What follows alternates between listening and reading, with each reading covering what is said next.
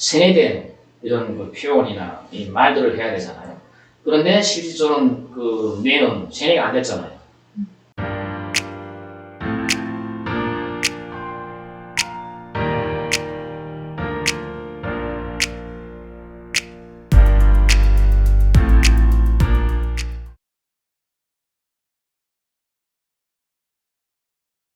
저 같은 경우는 약간 좀 다른 일반 북한 주민들보다는 좀 약간 좀 다른 것 같거든요. 어릴 때부터 아무튼 태어나서 북한에서 태어났지만 북한의 이제 그 체제에 이제 세뇌당한 적이 없어요. 그게 이제 사람은 기본적으로 가정 환경하고 사회 환경 속에서 성장합니다. 그래서 특히 가정 환경 같은 경우를 이제 눈여겨봐야 되는데, 저 같은 경우에 이제 저희 부모님들이 제일 북송교포들이에요. 그러다 보니까 북한 땅을 밟는 순간부터 이건 뭐 이런 생존이냐, 무슨 이게 뭐 이게 사회주의 이상 나오느냐, 그러니까 완전히 후회 막급인 그런 이제 북한 생활을 하셨기 때문에, 저 같은 경우는 뭐 그런 후회 속에서 일단 제가 가정 환경이 됐잖아요. 그러다 보니까 이제 북한이 이제 결코 좋은 세상이 아니라는 것을 이제 알고 있었어요. 일단 그러다가 이제 모든 가치관, 그리고 인간의 어떤 경제관, 그다음에 자유관, 모든 것들이 가치관들이 저는 일단 북한식으로 이제 주입받은 게 아니고 거의 뭐 자유민주주의 이런 시스템 속에서 사는 그런 사람들의 기준으로 이제 저는 이제 모든 인간적인 이런 기준이나 가치관들을 이제 주입받았습니다. 교육을 받았습니다. 그러다 보니까 북한 이제 에서 태어났지만은 절대 세뇌가 될 수 없는 거죠. 더 중요한 거는 이제 그런 걸 기본으로 해가지고 이제 북한 이제 사회를 보지 않아요. 보게 되면 지금 사는 건 꽃이에요. 그래도 북한 주민들이 물론 지금은 다 자기가 아파도 자기가 살아야 되지만은 그때 북한 주민들이 살면요 그냥 말하면 그냥 집 있는 거지들이었고, 집 있는 거지들. 감자, 뭐 옥수수, 그다음에 가끔 주는 백미, 이거 말고 이런 거 가지고 먹고 살아야 되는데 정말 못 살았어요 그때. 그래서 저 같은 경우는 다행히도 일본에서 이제 저희 할아버지 할머니 친척들이 보내주는 그런 돈이나 그런 일본 뭐 이런 옷이나 간식들 이런 거에 이제 먹고 살았으니까 저랑 이제 우리 집이랑 제 학교 동창 애들, 제 주변에 있는 친구들하고 생활 수준 차이는 하늘과 땅 차이죠, 진짜. 그래서 왕따까지는 아닌데 아무튼 이상하게 불특정 소수가 돼가지고 좀 차별되는 거예요. 저는 어릴 때 그게 싫더라고요. 오히려 저는 일본 옷을 입고 뭐 일본 간식 먹고 일본 연필 쓰는 것보다는 오히려 북한 애들처럼 똑같이 그냥 꿰진 운동화 신고 그냥 북한 자꾸 끊어지는 그런 연필 쓰고 싶고 뭐 그렇더라고요 진짜. 그래서 저는 어릴 때 차별, 다른 사람과 다른 거 이거 정말 그렇게 싫었습니다. 뭐 자연히 어떤 기회만 주어진다면 북한을 탈출하는 거, 오히려 탈출을 안 하는 거 오히려 이상하죠. 근데 그런 기회가 없었던 거죠. 그렇다 해서 북한에 살면서 저희 아버지도 의사였고 그리고 일본에서도 계속 이제 돈도 오고 당시도 의사 생활도 괜찮았어요. 또 하다 보니까 탈출할 이유는 없죠. 단지 그냥 자유가 없고, 그리고 말을 실수하면 어디 수용소 간다든가 이런 위험성 때문에 어떤 목숨을 탈북 같은 거 생각 못했고, 또 당시에 또 그렇게 탈북을 생각한다면 또 상상 밖의 일이었어요. 그러다 보니까 이제 제가 탈북을 하던 그런 기나긴 이제 기간 동안에 북한에서 이제 생활하게 됐던 거죠.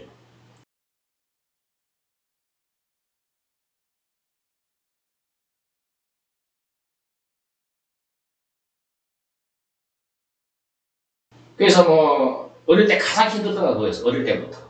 그러니까 저는 지금 항상 머리가 두 쪽으로 나눠져 있어야 됐어요.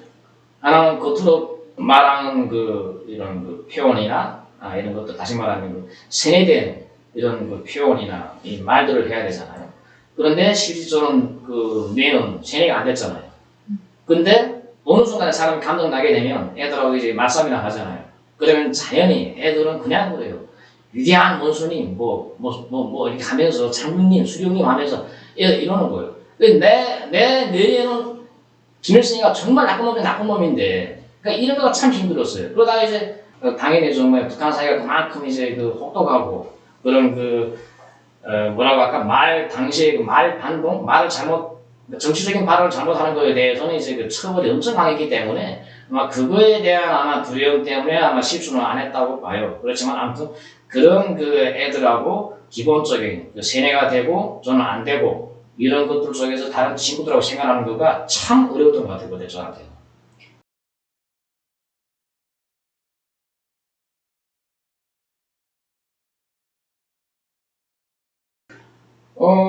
한국에 대해서는 일단 제가 어린 시절에는 그때는 솔직히 우리가 교육받은 거가 남조선은 못 산다, 거지가 많다. 우리가 교과서 때 있잖아. 디디에 빵빵 내동생 하면서 남조선에 배고픈 애들한테 쌀을 나르다 준다 이런 거 하면서 하니까 한국에 대해서 이런 동경 이런 것보다는 단지 저희 그 조 부모님들 같은 경우는 이제 고향이 다 남쪽이에요. 우리 그 친하다 아버지는 이제 그 경상북도 출신이고 저 외조부는 이제 그 충청북도 출신이고 하다 보니까 제 정체성 차원에서 북한 자체가 이제 그 싫다 보니까 정체성이 아마 그냥 경상도 사람이다. 일단 그 우리 부모들한테 주식하던 그렇고 그렇게 일단 알고 있었고 내 조국은 일단 북한이 아니었다. 이런 거 아마 그 관점을 가지고 있었던 것 같아요. 쓰고 있는 이런 학용품, 그다음에 간식, 그다음에 옷, 신발 등 그 일본을 가보지는 못했지만 일본을 그 상상할 수 있는 이런 부분들이 주변에 있잖아요. 그러면 이제 북한하고 이제 비교가 되는 거죠. 그래서 그게 차츰 이제 그 한국에 대해서는 90년대 아마 중반 이후 그러니까 한국 경제가 이제 좀 이제 성장하고 글로벌 이제 그 순위에 들어가면서 그때 이제 그 한국의 그 드라마 영화들이 이제 들어오고 한국의 실생활들이 이제 직접은 아니지만은 그런 그 영화를 통해서 이제 보면서 야 한국도 많이 발전했구나. 그다음에 차츰 이제 한국에서 이제 들어오는 이제 물품들이야 이런 것도 상품 비교하면서 남북이 비교가 안 되잖아요. 일단 차부터. 그러다 보니까 이제 한국에 대해서는 내 정신적인 고향, 내 정신적인 조국, 잘 나가고 있구나. 이런 나름의 그 어떤 그 대리만족 같은 거 그런 느꼈던 것 같아요.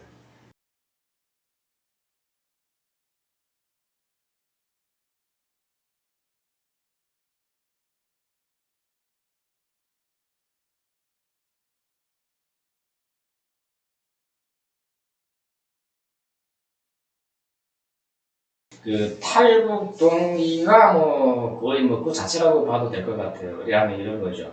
솔직히 북한에 있으면서 저는 먹고 살기 힘들어서 그리고 그 어떤 당장의 생명 위협을 느껴서 온 건 아니었어요. 하지만은 저희 아버지가 이제 2010년 2월에 이제 북한에서 사망하셨는데 사망할 때 남긴 얘기가 그거였어요.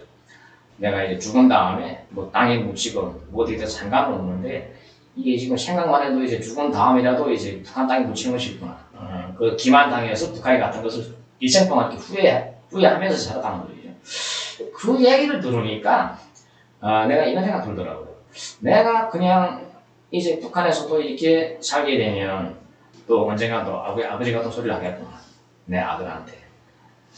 일단 그게 있었고요. 두 번째로는 이제 점차 이제 북한의 그 현실, 우사로서 북한의 말도 안 되는 우려 시스템, 그다음에 이런 각종 이제 정치적인 이런 안 좋은 이런 악의 이런 환경들을 보면서 어릴 때는 세뇌가 안 된 정도였는데 이제는 거의 북한 체제의 그냥 반체제적인 이런 성향이 좀 강해졌던 것 같아요. 나도 이제 어느 하루 드는 생각이 나도 이제 말 실수할 수 있는 이제 확률이 점점 이제 올라가는 거예요.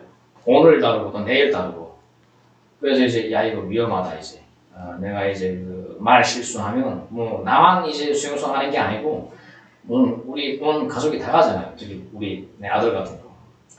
그래가지고 결심해서 이제 가야 되겠다 하는 찰나에 이제 이미 한국에 와 있던 내 동생이 이제 브로커를 보내고 연락이 닿아서 이제 탈북 루트가 이제 점검하게 되고 일 만들게 된 거죠. 그래서 그걸 통해서 이제 탈북하게 됐죠.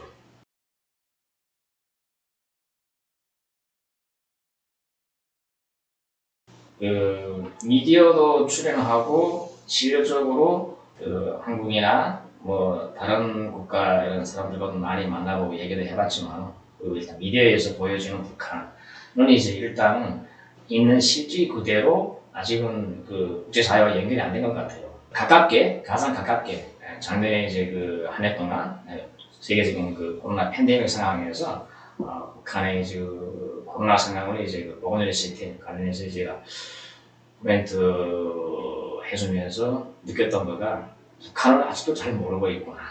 아무튼 북한만큼은 북한 체제의 본질이 뭘까 하는 생각을 해봐야 된다 생각해요. 그래서 북한 사회하면 북한 주민들의 이제 그 실질적인 생각과 사는 모습과 환경 그런 것들이 다 지금 들어가는데 북한 주민들이 물론 생애는 돼 있고 하지만은 미디어에 그려진 것처럼 그렇게 막연하지는 않아요.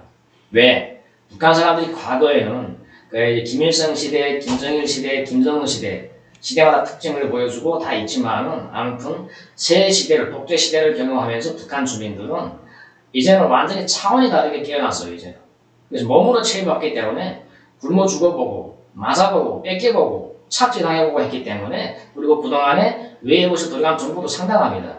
그리고 실질적으로 가장 근사한 사례가 이제 그러니까 탈북자 가족이 있는 북한 주민들의 생각하고 그러지 못한 북한 주민들하고 생각이 하늘과 땅 차이예요. 그래서 이런 것들 같은 것은 이제 북한 주민들이 눈으로 직접 보고 체험하고 있는 거기 때문에 이 영향은 대단한 겁니다. 이제는 뭐 과거의 김일성이 때처럼 그래 세뇌가 먹히지를 않아요. 일단은 세대도 바뀌고 그리고 북한 당국이 주민들에서 해준 건 아무것도 없어요. 그냥 뺏고 착취하고 죽이고 한 것밖에 없기 때문에 이제는 그런 거 먹히지 않거든요. 다시 말하면 북한 주민들의 생각도 계층마다 사람마다 다 다릅니다. 마지막 미디어에 나와서 누구 한 명이 우리는 이렇게 세뇌됐으면 하겠다. 그게 다 똑같이 세뇌된 게 아니에요. 자, 제가 지금 이렇게 얘기하고 있는데 저는 이미 북한에 있을 때도 세뇌가 안 당했고 한국이든지 알았으며 일본이나 미국이나 어떤 사회인지 알았으며 세계적인 명작들, 모든 영화들이라든가 다 보고 읽고 했습니다.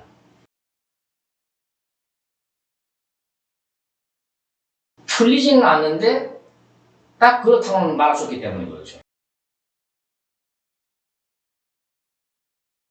이런 그 명품 브랜드 이런 것들을 그 정도 고위급 북한군 장교들 와이프들 정도면 이제는 세계 명품 다 알아요.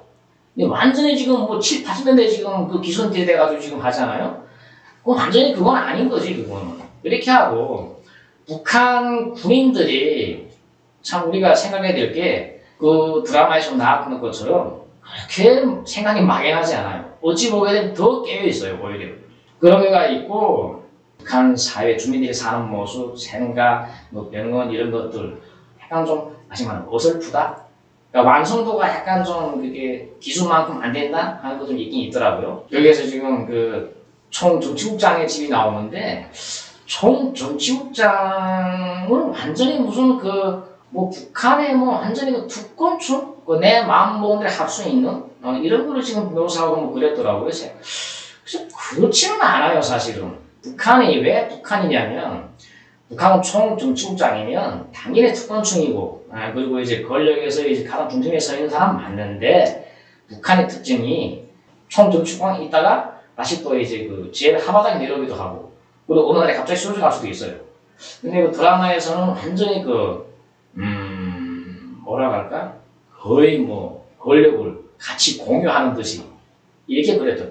만약 진짜 그렇다면 북한 사회는 다시 북한 김씨 일조고 김씨왕 유지가 못됐습니다.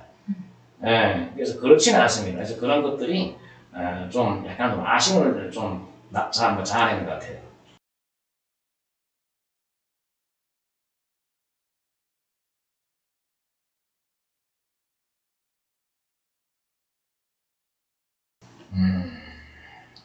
참 철학적인 질문이다.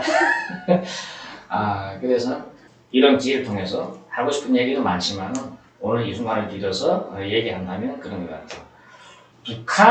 북한을 이라는 저는 그 김씨 일족이 지금 3대로 이어지면서 지금 대표되고 있는 북한이라는 저 사회가 과연 지금 거의 지금 80년이 왔는데 이 상태로 지금 괜찮냐 하는 겁니다. 그래서 지금 뭐 국제사회가 다 알다시피 핵무기를 개발하고 뭐 핵무기뿐이 아니에요. 뭐 사이버 전력이라든가 통해서 이제 해킹도 하고 그 외에 뭐 생물학 무기 뭐 여러 가지 뭐 인류와 남한이나 인류를 위협하는 이런 것들은 뭐 잔뜩 합니다.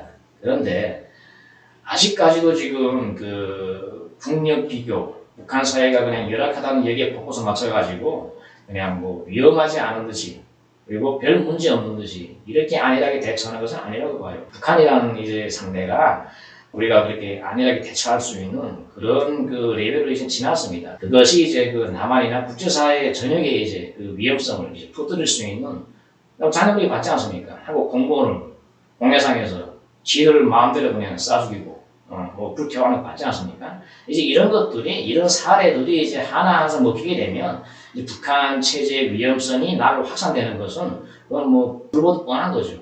그래서 우리는 이제 북한의 인권 문제를 순수 북한 주민들 자체의 문제만이 아니라 남한이나 국제사회 전체의 문제와 직결시키면서 북한 체제의 위험성을 이제는 빨리 근절하고 북한의 근원적인 문제를 해결할 수 있는 이런 것으로 이제 국제사회가 공조해가지고 이제 여론을 확산하고 이제 해결을 빨리 봐야 된다고 생각합니다.